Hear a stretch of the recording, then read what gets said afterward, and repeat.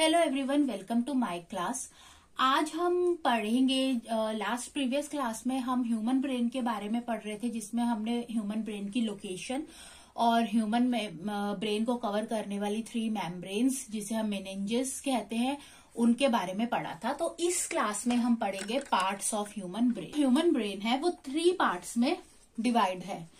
Brain के 3 important parts कौन कौन से होते हैं? पहला होता है फोर ब्रेन, सेकंड होता है मिड ब्रेन और थर्ड होता है हिंड ब्रेन। ठीक है, तो फोर ब्रेन, मिड ब्रेन और हाइंड ब्रेन होता है। इस क्लास में हम पढ़ेंगे फोर ब्रेन के बारे में। अब ये जो फोर ब्रेन होता है ये लार्जेस्ट पार्ट है ब्रेन का। Fore brain is the largest part of brain. Second चीज, जो फोर ब्रेन होता है अगेन ये 3 पार्ट्स में डिवाइडेड है। फोर ब्रेन के 3 इंपॉर्टेंट पार्ट्स हैं, जिसमें पहला पार्ट है सेरिब्रम, सेकेंड पार्ट है थैलेमस और थर्ड पार्ट है हाइपोथैलेमस। हाइपोथैलेमस और ये जो थैलेमस है ये दोनों चीजें किसके अंडर आती है? डायंसेफेनॉल के अंदर आती है।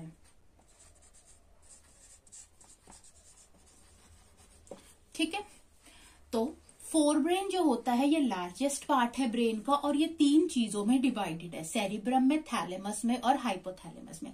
थैलेमस और हाइपोथैलेमस दोनों चीजें मिलकर क्या बनाता है? डायंसेफेनॉल बनाता है।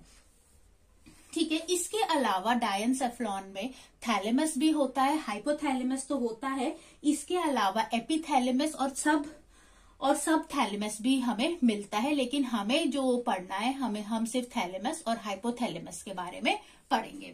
तो पहले हम स्टार्ट करते हैं फोर ब्रेन का first part, that is cerebrum. Cerebrum को पढ़ने से पहले हम देखते हैं कि जो हमारा ये जो फोर ब्रेन है, जो लार्जेस्ट पार्ट है ब्रेन का, इसका इंपॉर्टेंट फंक्शन क्या होता है। फोर ब्रेन का इंपॉर्टेंट फंक्शन क्या होता है कि ये जो फोर ब्रेन होता है ये जो भी रिप्रोडक्टिव फंक्शंस होते हैं उनको कंट्रोल करता है। Control reproductive functions. ठीक है, सेकंड बॉडी टेम्परेचर को कंट्रोल करता है, इमोशंस को रेगुलेट करता है, हंगर, स्लीप, ये कुछ इंपॉर्टेंट फंक्शंस है जो हमारा फोर ब्रेन जिनके लिए क्या है? रिस्पॉन्सिबल है। तो फोर ब्रेन लार्जेस्ट पार्ट है ब्रेन का। फोर ब्रेन के 3 इंपॉर्टेंट पार्ट्स हैं, सेरिब्रम है, थैलेमस है और हाइपोथैलेमस है। थैलेमस और हाइपोथैलेमस दोनों ही चीजें डायंसेफेनॉल में आती है। डायंसेफेनॉल में इन दोनों के अलावा एपिथैलेमस और सब थैलेमस भी आता है, जो हमें इस क्लास में नहीं पढ़ना है।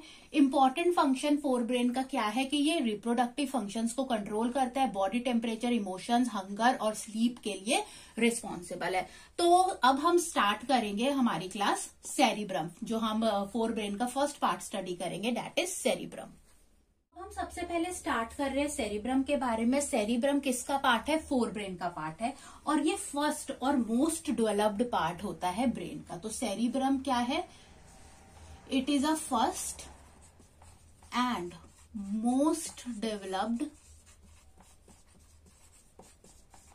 Part of brain. हमारे ब्रेन का जो 2/3 हिस्सा है वो क्या है? सेरिब्रम है। तो सेरिब्रम जो होता है, हमारा जो टोटल ब्रेन है उसका 2/3 पार्ट जो होता है वो सेरिब्रम से बना हुआ है। तो cerebrum make 2/3 part of total brain. ठीक है, तो हमारे ब्रेन का 2/3 पार्ट क्या है? सेरिब्रम है। और सेरिब्रम कैसा होता है? फर्स्ट और मोस्ट डेवलप्ड पार्ट होता है ब्रेन का। सेरिब्रम से पहले मैं आपको एक चीज बताना चाहती हूँ यहाँ पे कि जो सेरिब्रम होता है इसके ऊपर की जो आउटर मोस्ट लेयर होती है उसको हम क्या कहते हैं? उसे हम कहते हैं सेरिब्रल कोर्टेक्स। तो हम सबसे पहले हम पढ़ेंगे सेरिब्रल कोर्टेक्स के बारे में कि सेरिब्रल कोर्टेक्स क्या होती है। कि जो सेरिब्रम होता है उसकी जो आउटर मोस्ट लेयर होती है, outer most layer of cerebrum, ठीक है, उसको हम क्या कहते हैं, सेरिब्रल कोर्टेक्स कहते हैं। अब ये जो सेरिब्रल कोर्टेक्स होता है इसके ब्रेन को रिंकल्ड अपीयरेंस देती है। अगर आपने ह्यूमन ब्रेन का डायग्राम देखा है या उसकी पिक्चर्स देखे तो उसके ऊपर बहुत सारे फोल्ड्स होते हैं, आपको बहुत सारे फोल्ड्स दिखाई देंगे। इस तरीके से देखें तो इस तरीके से हमें बहुत सारे ह्यूमन ब्रेन पे फोल्ड्स दिखाई देते हैं, ये एक रिंकल्ड अपीयरेंस है। तो ये जो ऊपर वाली कवरिंग है सेरिब्रम की, आउटर मोस्ट लेयर है, उसको हम सेरिब्रल कोर्टेक्स कहते हैं। और इस सेरिब्रल कोर्टेक्स में बहुत सारे फोल्ड्स, रिंकल्ड अपीयरेंस हमें देखने को, मतलब बहुत सारे फोल्ड्स देखने को मिलते हैं, जिसकी वजह से ब्रेन की अपीयरेंस कैसी है, रिंकल्ड अपीयरेंस है, ठीक है। So it has many folds, ठीक है, give wrinkled appearance to brain. ये ब्रेन को कैसी अपीयरेंस देते हैं, ये फोल्ड्स कैसे देते हैं, रिंकल्ड अपीयरेंस देते हैं हमारे ब्रेन को। It give wrinkled appearance to brain.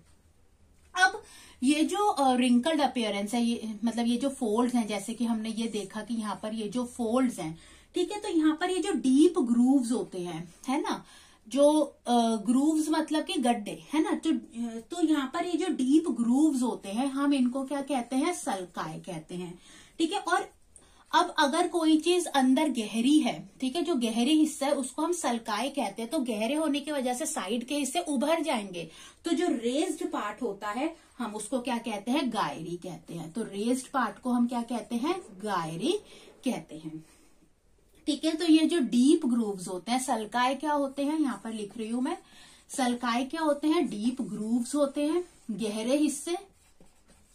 और इन डीप ग्रूव्स के वजह से जो साथ में जो रेज्ड हिस्से हैं, है ना, जो उभरे हुए हिस्से हैं, उनको हम क्या कहते हैं, गायरी कहते हैं। तो ये गायरी क्या होते हैं, रेज्ड एरियाज होते हैं, रेज्ड एरिया, ठीक है। तो ये सारी चीजें हमें कहाँ मिलती है, सेरिब्रल कोर्टेक्स में मिलती है। और सेरिब्रल कोर्टेक्स क्या है, सेरिब्रल कोर्टेक्स क्या है, सेरिब्रम की आउटर मोस्ट लेयर है, जिसके ऊपर बहुत सारे फोल्ड्स हैं, जिसकी वजह से ब्रेन की कैसी अपीयरेंस है, रिंकल्ड अपीयरेंस है। और इन फोल्ड्स को, ये जो गहरे हिस्से हैं जिनको हम क्या कहते हैं, जिन्हें हम डीप ग्रूव्स कहते हैं, उनको हम सल्काई कहते हैं। अब कोई चीज गहरी होगी तो साथ वाली चीज उभरेगी, तो जो रेज्ड एरियाज है उनको हम गायरी कहते हैं। यहाँ पर एक चीज डिस्कस करना चाहती हूँ कि जो ब्रेन होता है ना, उसके अंदर दो इंपॉर्टेंट टिश्यूज हमको देखने को मिलते हैं। तो टू इंपॉर्टेंट टिश्यूज जो ब्रेन के अंदर होते हैं वो होता है ग्रे मैटर और होता है व्हाइट मैटर, ठीक है। ग्रे मैटर होता है और व्हाइट मैटर होता है। ग्रे मैटर जो होता है, ब्रेन का 40% पार्ट जो है वो ग्रे मैटर है, और ब्रेन का जो बाकी बचा 60% पार्ट है वो क्या है, व्हाइट मैटर है। ब्रेन हमें पता है जो 86 से 100 बिलियंस न्यूरॉन्स, नर्व सेल से हमारा ब्रेन बना हुआ है। तो अब हमें पता है जो नर्व सेल्स होते हैं उसके दो पार्ट्स होते हैं। आगे की, जैसे कि नर्व सेल है सपोज,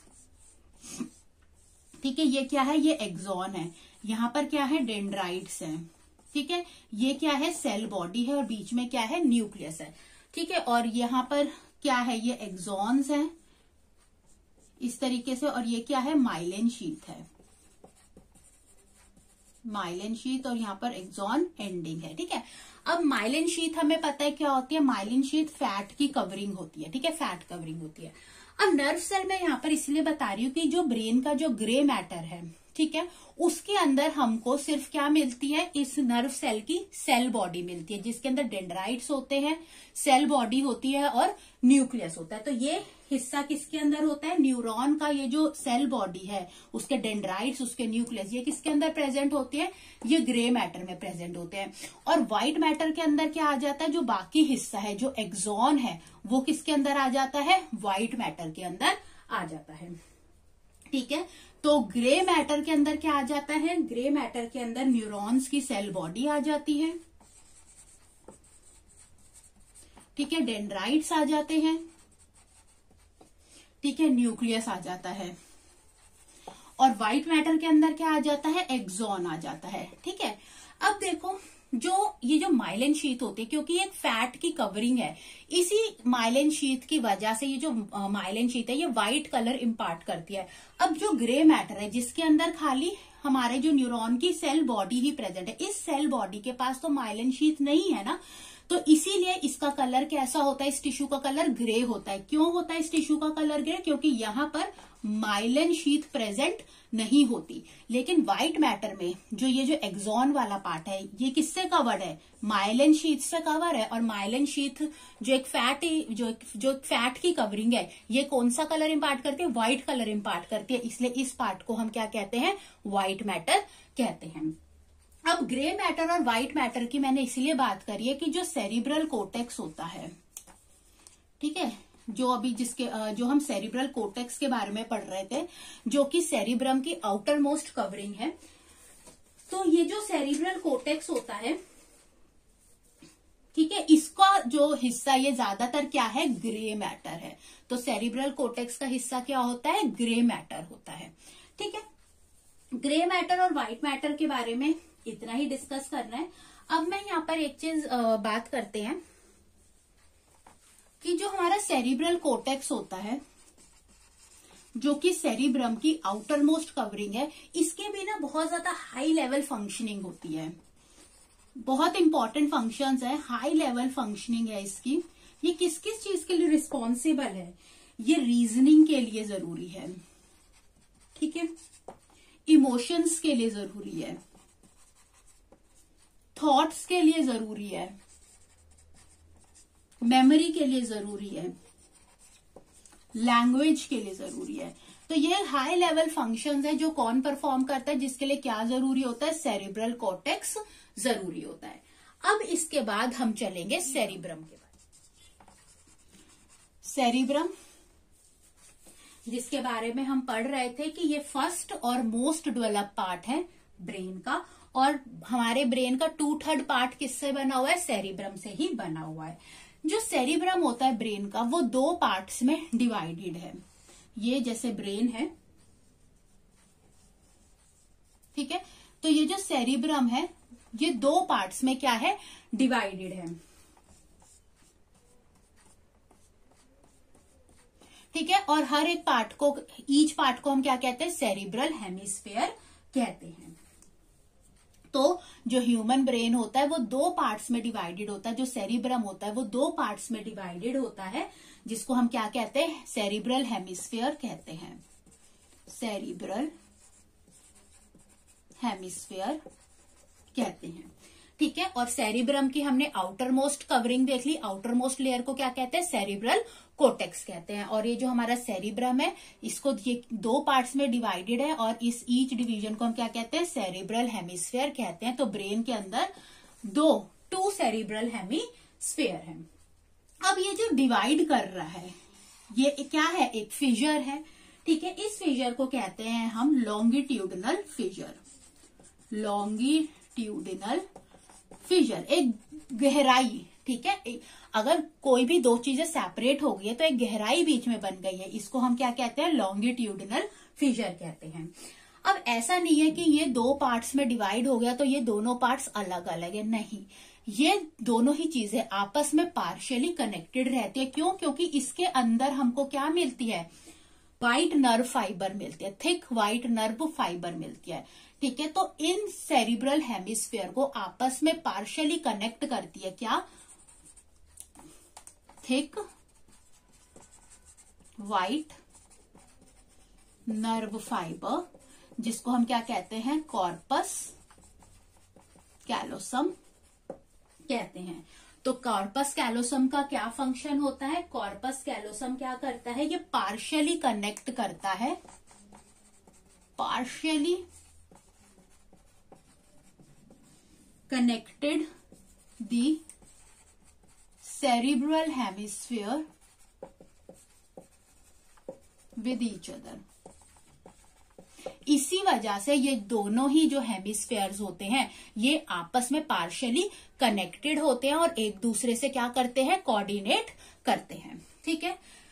तो सेरिब्रम 2 पार्ट से जुड़ा हुआ है, that is called cerebral hemisphere. तो अब ऑब्वियसली अगर 2 पार्ट्स हो गए तो बीच में इस फिजर को हम कहते हैं लॉन्गिट्यूडनल फिजर।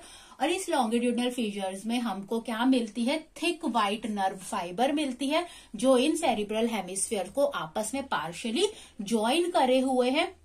और इस थिक व्हाइट नर्व फाइबर को हम क्या कहते हैं? कॉर्पस कैलोसम कहते हैं।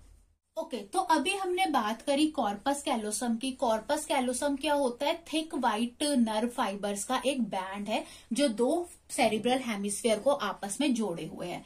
तो मैंने यहाँ पर एक डायग्राम बनाया है, जैसे कि ये आपको जो एक नर्व फाइबर का बैंड देखने को मिल रहा है, ठीक है, जिसको हम क्या कहते हैं? Corpus callosum. कॉर्पस कैलोसम का ये जो एंटीरियर पार्ट होता है, एंटीरियर पार्ट यानी आगे का पार्ट, आगे का पार्ट जो एंटीरियर पार्ट होता है कॉर्पस कैलोसम का, इसको हम क्या कहते हैं? इसको हम गेनू कहते हैं। और जो पोस्टीरियर पार्ट होता है यानी पीछे का हिस्सा इस बैंड का, उसको हम स्प्लीनियम कहते हैं। इसको हम क्या कहते हैं? स्प्लीनियम कहते हैं। तो ये जो कॉर्पस कैलोसम होता है ये कहां पर लोकेटेड होते हैं? इसके लोकेशन क्या होता है? जो सेरिब्रल हेमिस्फीयर का जो फिजर हमने देखा था, जिसको हम लॉन्गिट्यूडनल फिजर या फिर मीडियन फिजर कहते हैं, उसके अंदर ये कॉर्पस कैलोसम का ये जो नर्व फाइबर का बैंड प्रेजेंट होता है, जो कि दो हेमिस्फीयर्स को आपस में जोड़ के रखता है। तो ये कहां पर सिचुएटेड है? It is situated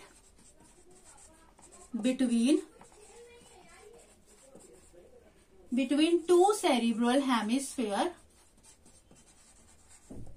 in median fissure.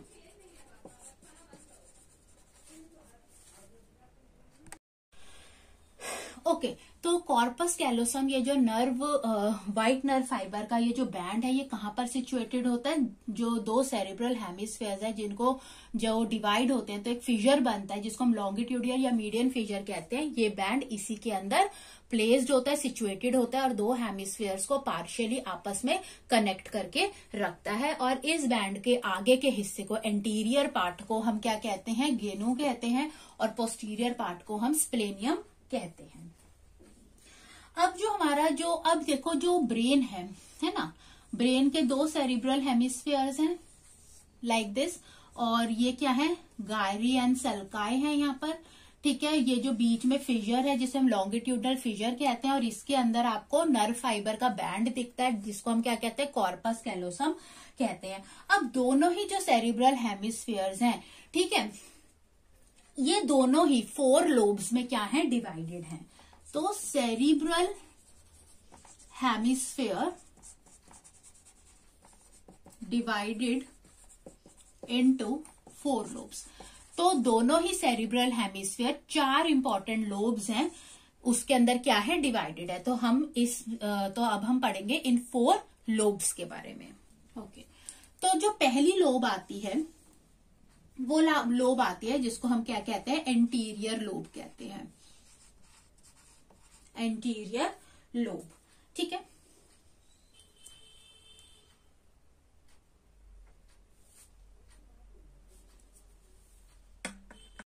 ठीक है, तो अब हम पहली लोब स्टडी करेंगे जिसको हम क्या कहते हैं? एंटीरियर लोब कहते हैं। एंटीरियर लोब का एक दूसरा नाम होता है, इसको हम फ्रंटल लोब भी कहते हैं, ठीक है। ये 4 लोब्स हैं जिसमें हम 1 बाय 1 इन्हें स्टडी कर रहे हैं और ये दोनों ही सेरिब्रल हेमिस्फीयर्स में प्रेजेंट है।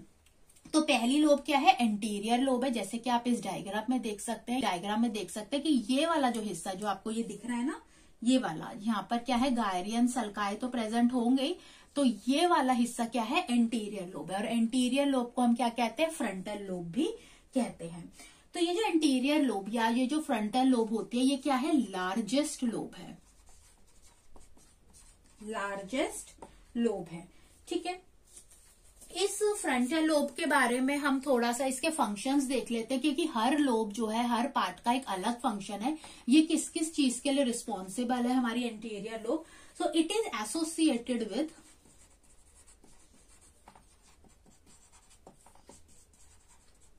With part of speech. Speech के लिए जरूरी है, प्लानिंग के लिए, स्पीच के लिए, प्लानिंग के लिए, रीजनिंग के लिए, प्रॉब्लम सॉल्विंग के लिए या मूवमेंट के लिए, ठीक है। तो हमारा जो एंटीरियर लोब होता है जिसको हम फ्रंटल लोब भी कहते हैं, जो कि ये डायग्राम में आपको यहाँ पे दिखने को मिल रहा है, ये लार्जेस्ट लोब है। और ये किसके लिए रिस्पॉन्सिबल है? किन किन चीजों से जुड़ी हुई है? स्पीच के लिए है responsible, planning, reasoning, problem solving या फिर मूवमेंट के लिए रिस्पॉन्सिबल है, ठीक है। अगर इसके अंदर डैमेज होता है, ठीक है, एंटीरियर लोब में अगर डैमेज होता है या इंजरी होती है तो क्या क्या इश्यूज आ सकते हैं? इंजरी अगर हम देखें एंटीरियर लोब या फ्रंटल लोब में आती है तो यहाँ पर मेमोरी इश्यूज हो सकते हैं। सेकंड, पर्सनालिटी चेंज, पर्सनालिटी भी बदल सकती है, पर्सन की पर्सनालिटी में चेंज आ सकता है। अटेंशन प्रॉब्लम, उसको अटेंशन से रिलेटेड किसी भी चीज पर अटेंशन ना देना, इनसे रिलेटेड प्रॉब्लम आ सकती है। प्रॉब्लम सॉल्विंग में प्रॉब्लम आ सकती है, ठीक है। डिसीजन मेकिंग करने में प्रॉब्लम फील कर सकता है।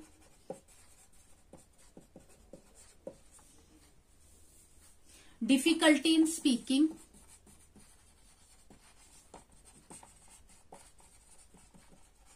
And difficulty in understanding and expressing the speech. अपनी जब हम किसी से कम्युनिकेट करते हैं तो हम बोलकर अपने फीलिंग्स को एक्सप्रेस करते हैं, तो दूसरों की फीलिंग्स को अंडरस्टैंड करना, लैंग्वेज को अंडरस्टैंड करना और लैंग्वेज को बोलना, इसके अंदर भी उसको प्रॉब्लम आती है। तो understand difficulty in understanding and expressing speech, इसके अंदर भी प्रॉब्लम आती है। और इस प्रॉब्लम को हम क्या कहते हैं, स्पीच को अंडरस्टैंड करना में प्रॉब्लम आना, या स्पीच जो होती है लैंग्वेज कह लो, उसको एक्सप्रेस करने में प्रॉब्लम आना, इसको हम क्या कहते हैं, अफेजिया कहते हैं, ठीक है। तो ना ही वो अपनी चीजों को समझा पाता है, ना ही दूसरों की चीजों को समझ पाता है, ठीक है। तो अगर फ्रंटल लोब के अंदर कोई भी इंजरी हो रही है तो उसके अंदर ये इश्यूज आ रहे हैं। तो ये हमने बात करी एंटीरियर लोब यानी कि या जिसको हम फ्रंटल लोब भी कहते हैं। ओके, अब हम सेकंड लोब देखते हैं। सेकंड लोब को हम क्या कहते हैं, मिडल लोब कहते हैं, और मिडल लोब को हम पेरिटल लोब भी कहते हैं। जैसे कि आप इस डायग्राम में देख पा रहे हैं कि ये वाला जो हिस्सा है ये क्या है, पेरिटल लोब है। अब पेरिटल लोब को एंटीरियर लोब से कौन अलग कर रहा है, यहाँ पर एक सल्कस प्रेजेंट है जिसको हम क्या कहते हैं, सेंट्रल सल्कस। तो सेंट्रल सल्कस होता है वो एंटीरियर लोब को पेरिटल लोब से क्या कर रहा है, अलग कर रहा है, ठीक है। तो मिडल लोब आ जाती है जिसको हम पेरिटल लोब भी कहते हैं, और इसके अंदर क्या आता है, सेंट्रल सल्कस आता है, ठीक है। ये सेपरेट करता है, central sulcus separates anterior lobe to parietal lobe, ठीक है। एंटीरियर लोब को पेरिटल लोब से अलग करता है, कौन करता है, सेंट्रल सल्कस करता है। ये जो पेरिटल लोब होती है इसके क्या क्या फंक्शंस होते हैं, क्योंकि हर लोब का अपना स्पेसिफिक फंक्शन है। ये हेल्प करती है मूवमेंट में, हेल्प इन मूवमेंट, ठीक है। नेक्स्ट, ओरिएंटेशन में हेल्प करती है, एंड परसेप्शन ऑफ स्टिमुलाई में हेल्प करती है, के लिए रिस्पॉन्सिबल है, परसेप्शन ऑफ स्टिमुलाई के लिए रिस्पॉन्सिबल है। तो मिडल लोब के क्या फंक्शन है, मूवमेंट के लिए, ओरिएंटेशन के लिए, या फिर स्टिमुलाई के परसेप्शन के लिए ये क्या है, रिस्पॉन्सिबल है। और अगर कोई भी इंजरी होती है इस मिडल लोब में तो क्या क्या प्रॉब्लम आती है, इंजरी देख लेते हैं। अगर कोई भी इंजरी आती है मिडल लोब या पेरिटल लोब में तो क्या क्या प्रॉब्लम आती है, नंबनेस, पर्सन क्या एक्सपीरियंस करेगा, numbness, loss of sensation, poor hand to eye coordination. Orientation के लिए रिस्पॉन्सिबल है, तो अगर इंजरी आ गई तो डिसओरिएंटेशन, ठीक है। और मेमोरी जनरेशन, मेमोरी को भी वो जनरेट नहीं कर पाएगा, मेमोरी जनरेशन, ठीक है। तो मिडल लोब में अगर कोई भी प्रॉब्लम आती है तो नंबनेस हो गई, loss of sensation, disorientation, memory generate नहीं कर पाएगा, poor hand to eye coordination क्या हो जाएगा, उसका डिस्टर्ब हो जाएगा, ठीक है। तो ये थी मिडल लोब जिसको हम पेरिटल लोब भी कहते हैं। ओके, अब जो थर्ड लोब आती है जिसको हम क्या कहते हैं, टेम्पोरल लोब कहते हैं, और टेम्पोरल लोब का दूसरा नाम होता है lateral lobe.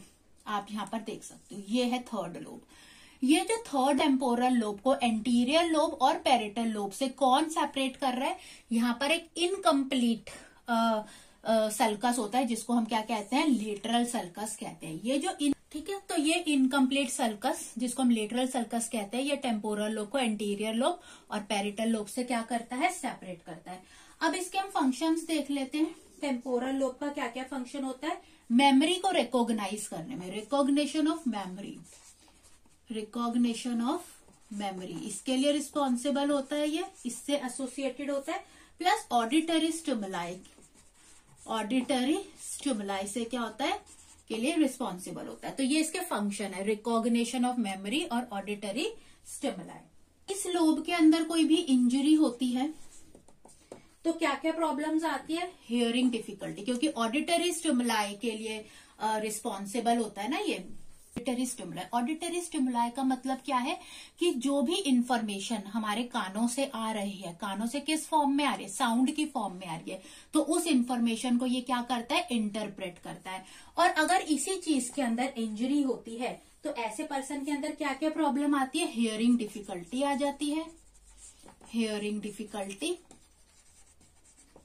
Second, difficulty in recognising faces, क्योंकि उसको मेमोरी रिकॉग्निशन में प्रॉब्लम है। सो द पर्सन जो होता है facing difficulty in recognising faces, memory issues आते हैं। ठीक है, तो इसके अंदर ये इंपॉर्टेंट है ऑडिटरी स्टिमुलाई की जो भी इंफॉर्मेशन कानों से साउंड की फॉर्म में आ रही है, ये उस इंफॉर्मेशन को क्या करता है, इंटरप्रेट करता है। तो हियरिंग डिफिकल्टी ऐसा पर्सन फेस करने लगता है अगर इस पार्ट में कोई डैमेज या इंजरी हो जाती है। प्लस मेमोरी इश्यूज तो पर्सन को आ ही जाते हैं। ठीक है, ओके। अब जो फोर्थ लोब होती है उस फोर्थ लोब को हम कहते हैं ऑसिपिटल लोब, और ऑसिपिटल लोब को हम पोस्टीरियर लोब भी कहते हैं। यहाँ पर ये वाली जो पार्ट है ये क्या है, ऑसिपिटल लोब है, या फिर इसको हम क्या कहते हैं, पोस्टीरियर लोब भी कहते हैं। अब ये जो ऑसिपिटल लोब है इसको पैरेटल लोब से जो अलग कर रहा है वो ये वाला सल्कस है। इस सल्कस को कहते हैं पैरेटो ऑसिपिटल सल्कस। तो Pareto occipital sulcus occipital lobe को पैरेटल लोब से क्या करता है, सेपरेट करता है। अब हम इस लोब के फंक्शंस देख लेते हैं। ऑसिपिटल लोब का जो फंक्शन होता है वो होता है, it is responsible for visual processing. ये विजुअल प्रोसेसिंग के लिए रिस्पॉन्सिबल है।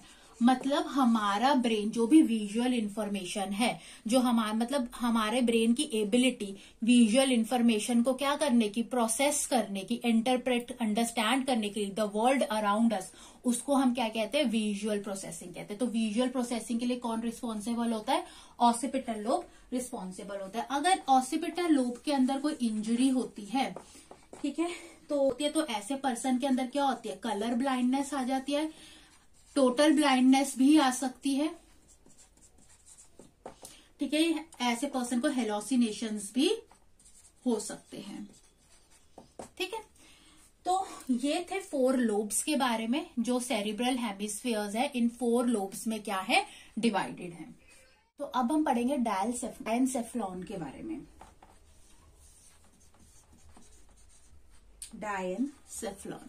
डायनसेफ्लॉन के अंदर 2 पार्ट्स आते हैं। एक आता है थैलेमस जो हमने पढ़ना है, और हमने पढ़ना है हाइपोथैलेमस। इसके अलावा डायनसेफ्लॉन में एपिथैलेमस भी आता है और सबथैलेमस भी आता है, लेकिन हम यहाँ पर थैलेमस और हाइपोथैलेमस के बारे में पढ़ेंगे। ये जो डायनसेफ्लॉन होता है ये ब्रेन का सबसे स्मॉलेस्ट पार्ट है, स्मॉलेस्ट पार्ट ऑफ ब्रेन है। ठीक है, और ये कहां पर लोकेटेड है, इसकी लोकेशन देखेंगे। डायनसेफ्लॉन की लोकेशन, जो डायनसेफ्लॉन होता है जो मिड ब्रेन होता है, ठीक है, जो ब्रेन स्टेम होती है। ब्रेन स्टेम क्या होता है कि सपोज जैसे कि अगर ये ब्रेन है तो यहाँ पर ये जो नीचे वाला हिस्सा होता है इसको हम ब्रेन स्टेम कहते हैं। ब्रेन स्टेम जो होती है ये ब्रेन को स्पाइनल कॉर्ड के साथ क्या करती है, कनेक्ट करती है। तो ये जो डायंसेफेनॉल होता है ये सेंट्रल पार्ट ऑफ ब्रेन में, सेंट्रल पोर्शन जो होता है ना ब्रेन का, ये वहां पर लोकेटेड होता है ब्रेन स्टेम के जस्ट ऊपर मिड ब्रेन में, यानी जो दो सेरिब्रल हेमिस्फीयर है उसके बीच में ये यहाँ पर प्रेजेंट होता है। अब अगर हम जो ब्रेन को ऊपर की तरफ से देखें, उसका आउटसाइड व्यू देखें, तो हमें डायंसेफेलॉन जो होगा वो दिखाई नहीं देगा। क्यों? एक तो सबसे स्मॉलेस्ट पार्ट है ब्रेन का, ठीक है, और ये जो सेरिब्रल हेमिस्फीयर है, ठीक है, उसके अंदर क्या होता है, ये हाइड होता है। तो इसकी लोकेशन कहाँ पर होती है, ब्रेन स्टेम के ऊपर मिड ब्रेन के पास, ठीक है। इसकी लोकेशन क्या होती है, ब्रेन स्टेम के जस्ट ऊपर जो मिड ब्रेन होता है वहां पर इसकी लोकेशन होती है। सेरिब्रल हेमिस्फीयर में ये क्या होता है, हिडन होता है। तो अगर हम आउटसाइड जो देखें ब्रेन का व्यू, तो हमें डायंसेफेलॉन दिखाई नहीं देता। और ब्रेन स्टेम क्या होता है, ब्रेन स्टेम जो होता है एक स्टॉक की तरह है, ठीक है, एक बॉटम स्टॉक है जो कि ब्रेन को स्पाइनल कॉर्ड के साथ क्या करती है, कनेक्ट करती है। तो यहाँ पर लिख देते हैं कि जो डायंसेफेनॉल होता है ये central portion of the brain में लोकेटेड होता है। Location central portion of brain, ठीक है, अबव ब्रेन स्टेम, ठीक है। और ये जो ब्रेन स्टेम होती है ये क्या होती है, अगर जिन्हें नहीं पता वो लिख सकते हैं, ये एक बॉटम स्टॉक होता है, ठीक है। It's a bottom stock like portion that connect brain to spinal cord, जो ब्रेन को स्पाइनल कॉर्ड के साथ क्या करता है, जोड़ता है। तो जो डायंसेफेनॉल होता है ये सेरिब्रल हेमिस्फीयर में क्या है, हिडन है। So it is situated between cerebral hemisphere and mostly hidden when looking outwards। तो अगर हम ब्रेन को आउटवर्ड्स बाहर से देखेंगे तो ये वाला जो पार्ट होगा ये हमें दिखाई नहीं देगा। अब हम आगे चलते हैं कि जो ये डायंसेफेनॉल है इसका बेसिक फंक्शन क्या होता है। डायंसेफेनॉल के बहुत सारे क्रूशियल फंक्शंस हैं, लाइक ये एंडोक्राइन सिस्टम के साथ कोऑर्डिनेट करता है और हार्मोन को रिलीज करने में क्या करता है, हेल्प करता है। तो पहला फंक्शन ये है इसका coordinate with endocrine system to release hormones को रिलीज करने में हेल्प करता है। किसके साथ कोऑर्डिनेट करके, एंडोक्राइन सिस्टम के साथ कोऑर्डिनेट करके। इसका सेकंड फंक्शन होता है relying sensory and motor signals to cerebral cortex. अब रिलेइंग सेंसरी और motor signals to cerebral cortex का मतलब ये है कि ये रिसीव करता है सेंसरी सिग्नल्स या मोटर सिग्नल्स को और पास करता है उन सिग्नल्स को सेरिब्रल कोर्टेक्स तक, ठीक है। तो रिलेइंग मतलब रिसीव करना और पास करना सेंसरी सिग्नल्स या मोटर सिग्नल्स को सेरिब्रल कोर्टेक्स तक। तो इसका ये फंक्शन होता है। थर्ड इसका इंपॉर्टेंट फंक्शन ये होता है कि ये रेगुलेट करता है क्रिकैडियन रिदम को। अब ये क्रिकैडियन रिदम क्या होती है, क्रिकैडियन रिदम होती है कि एक बायोलॉजिकल इंटरनल बायोलॉजिकल क्लॉक है हमारी बॉडी की, ठीक है, इंटरनल बायोलॉजिकल क्लॉक है। यानी 24 आवर्स में एक पर्सन मेंटली, फिजिकली या बिहेवियरली कैसे उसके अंदर चेंजेस आते हैं उसको हम क्रिकैडियन रिदम कहते हैं। और जब भी हम क्रिकैडियन रिदम के बारे में पढ़ते हैं तो हम क्रिकैडियन रिदम में स्लीप साइकिल हो गई, स्लीप वेक साइकिल हो गई, ठीक है, इसके बारे में पढ़ते हैं। एपेटाइट के बारे में ये रेगुलेट करता है, बॉडी टेम्परेचर हो गया, इसको रेगुलेट करता है। तो ये जो डायंसेफेलॉन होता है ये रेगुलेट करता है इस क्रिकैडियन रिदम को। एक चीज और इसके अंदर देखनी है, डायंसेफेनॉल के अंदर ही क्या प्रेजेंट होती है, ऑप्टिक नर्व प्रेजेंट होती है। जो ऑप्टिक नर्व होती है वो आई में होती है ना, वहां से उसको ब्रेन से कनेक्ट करती है। तो ये जो ऑप्टिक नर्व होती है ये क्या करती है, ये कनेक्ट करती है eye to different structure of brain. Brain के डिफरेंट हिस्सों को आई से क्या करती है, कनेक्ट करती है। तो ये जो ऑप्टिक नर्व होती है ना, ये भी डायंसेफेनॉल में ही प्रेजेंट होती है। ठीक है, तो डायंसेफेनॉल के बाद अब हम डायंसेफेनॉल का पार्ट पढ़ेंगे थैलेमस, और फिर हम पढ़ेंगे हाइपोथैलेमस। ठीक है, अब हम देखिए थैलेमस के बारे में पढ़ते हैं। अब थैलेमस क्या होता है, थैलेमस जो होता है ये जैसे बल्ब होते हैं ना, तो ये 2 पेयर्ड बल्ब्स होते हैं। Thalamus is like 2 paired bulb, ठीक है, जो कि मोस्टली ग्रे मैटर से बना होता है, mostly made up of grey matter. Grey matter हमें पता था जो ब्रेन का 40% पार्ट होता है वो ग्रे मैटर होता है, और वो ग्रे इसीलिए होता है क्योंकि इसके पास माइलिन शीथ की कवरिंग नहीं होती। ये इसके अंदर वो नर्व सेल्स का वो वाला पार्ट होता है जिसके अंदर खाली बॉडी होती है, न्यूक्लियस होता है और डेंड्राइट होता है। ठीक है, तो ये मोस्टली ग्रे मैटर से बना होता है। ठीक है, और इसकी लोकेशन कहाँ पे होती है, थैलेमस कहाँ पर लोकेट होता है, it is present on each side of third ventricle. जहां पर हमने बताया था कि जो ब्रेन होती है, ब्रेन के पास 4 वेंट्रिकल्स होते हैं। ठीक है, और वेंट्रिकल्स क्या होते हैं, हॉलो कैविटीज होती है, जिसमें मैंने बताया था कि 2 लेटरल वेंट्रिकल्स होते हैं हर एक साइड सेरिब्रल हेमिस्फीयर पर, और एक थर्ड वेंट्रिकल होता है, और एक होता है थर्ड वेंट्रिकल जो कि डायंसेफेनॉल में प्रेजेंट होता है, और एक फोर्थ वेंट्रिकल होता है जो कि हाइंड ब्रेन में प्रेजेंट होता है। तो ये कहां पर प्रेजेंट होता है, ये थर्ड वेंट्रिकल में प्रेजेंट होता है। अब जैसे मैंने यहां पर एक डायग्राम बनाया है, तो ये जो हमारा पार्ट है ना, ये है हमारा थर्ड वेंट्रिकल। ठीक है, थर्ड वेंट्रिकल के पास ये जो इसके साथ ये जो 2 बल्ब लाइक स्ट्रक्चर है, इसको हम क्या कहते हैं, थैलेमस कहते हैं। और इस कैविटी को हम क्या कहते हैं, थर्ड वेंट्रिकल कहते हैं। थर्ड वेंट्रिकल जो होता है ये कहां पर प्रेजेंट होता है, डायंसेफेनॉल में प्रेजेंट होता है। थैलेमस जो होता है इसका फंक्शन क्या होता है, थैलेमस जो होता है ये रेगुलेट करता है अलर्टनेस, नेक्स्ट कॉन्शियसनेस,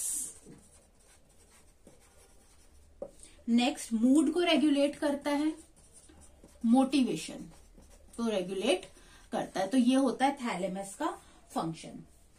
थैलेमस के बाद हम पढ़ेंगे हाइपोथैलेमस के बारे में।